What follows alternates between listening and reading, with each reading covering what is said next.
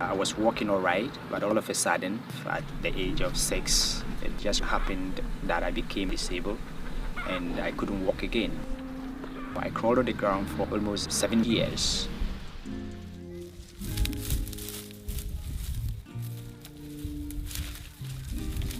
I was sick, so they sent me to hospital, and the way they injected me, that one affected my leg. So it came to some time that it can't function again. I stayed with my grandfather and grandmother for a long time, which is difficult for me because I'm in the house, I'm not doing anything, I'm just sitting in the house. My family, they disown me because I can't be able to do anything for them. Even sometimes they'll tell me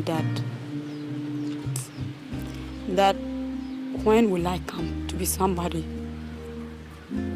however I will take care of them. So it was difficult for me to even help them. But I hope by God's grace I was able to.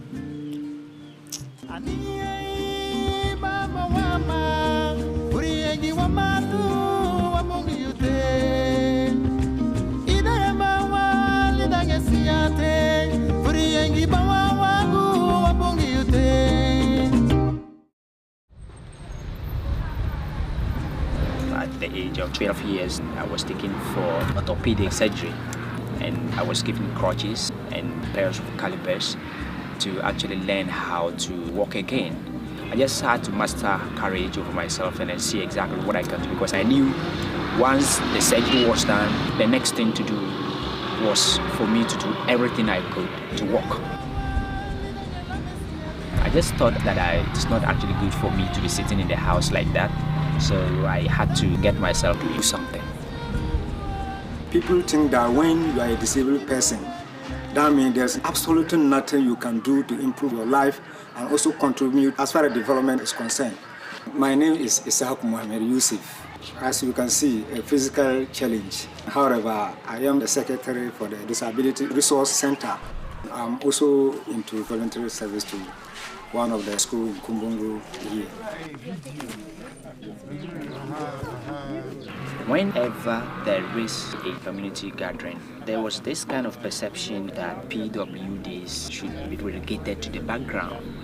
There were these kind of perceptions that no suggestion could be given by any PWD for any developmental project to take place.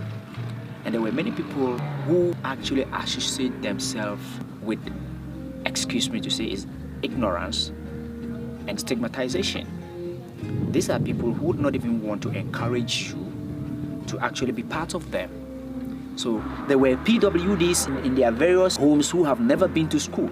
But when we were just behind closed doors, nobody hear anything about this, it was just very difficult.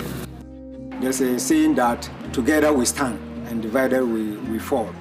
So when we stand as an individual, it was difficult for us to make our voice heard. People find it very difficult to respect our views.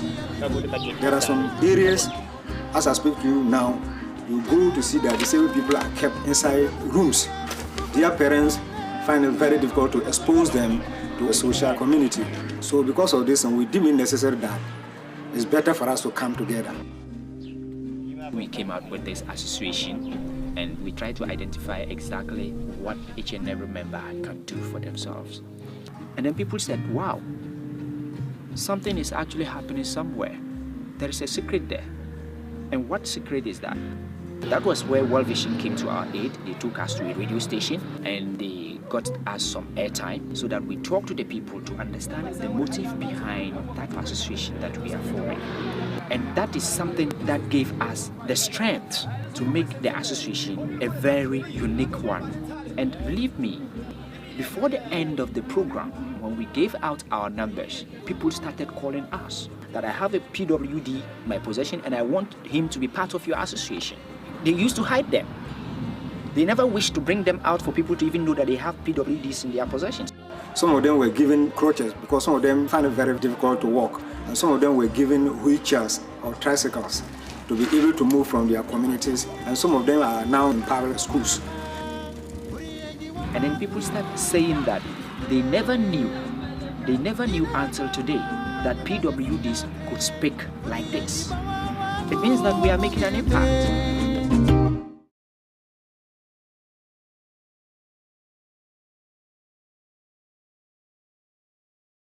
Initially, I actually saw people living with disability to be the weaker part of the community, so that if there was anything, the normal people were to take the lead and they were to follow.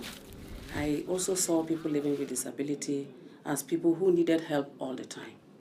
There were people who never even thought they could carry a gallon of water from where they fetch the water to their house. Myself, when I came back after the surgery, I couldn't carry a bucket of water. So if I have to bath, they have to fetch water for me. And this is something that is very important in the lives of every individual. There is no day that you get up without using water. Now, when we are talking about latrines, as a PWD, we find it very difficult to use the public toilets. Initially, some of them used to go to the bush to squat.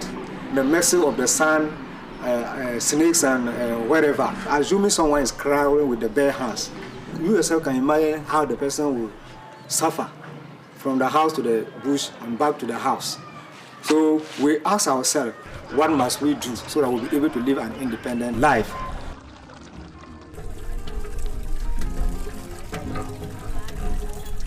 It was very difficult for someone to even reach the pump to be able to get water. And we realized that it is very possible for us to have some simple devices that can aid them to have access to these facilities. Before the introduction of those gadgets, people will have to leave their work to support people living with disability because they could not have access to them, they couldn't use them, and they needed people to aid them. Initially, if someone has put up a toilet in his house, then people would say, oh, this man is trying to say he's rich. But right now, it's not the rich man. It's like people did not know what to do with those facilities.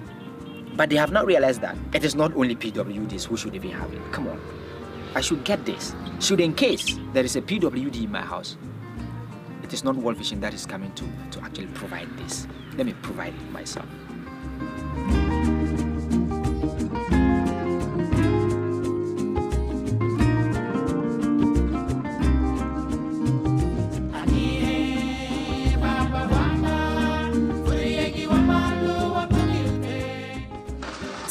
Because the modifications in these facilities will make people living with disability very active in the community. They will not be dependent again. They are independent. They move to those facilities, they are able to use them, and they are able to make an impact on their lives instead of allowing other people to help them. They don't become a burden on anyone. And yet they'll be able to use those facilities very effectively. The way they change it is better than the one that the normal pump.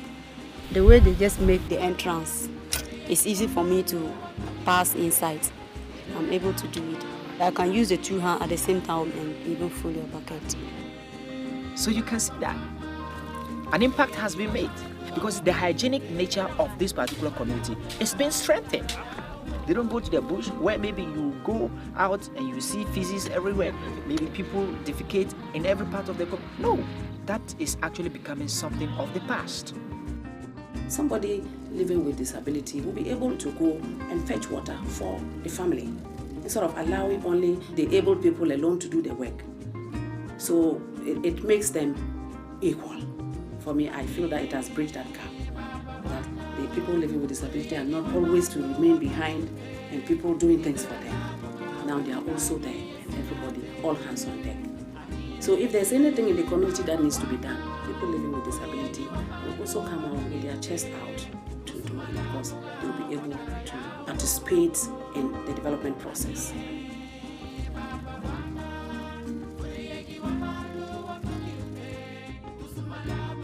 I really had that kind of passion for radio, and that was the first radio station that I joined. It's just a campus FM station. I started my presentation there, and one of the regional FM stations saw the potential in me, and so right now I can say I'm among them.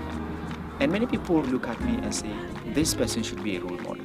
So you are inspiring others who thought they couldn't do anything to also do something. I believe I can help my society by provide to those that think that they can't do anything. So on the part of PWDs, I realized that people who thought they were actually weak are becoming stronger. People now say, let's approach them, let's meet them, let's call them, let's listen to them, and let's see what they can do. At first, I thought I was weak enough that I couldn't have carried a bucket of water. But if I thought I was weak, now I should know I am strong.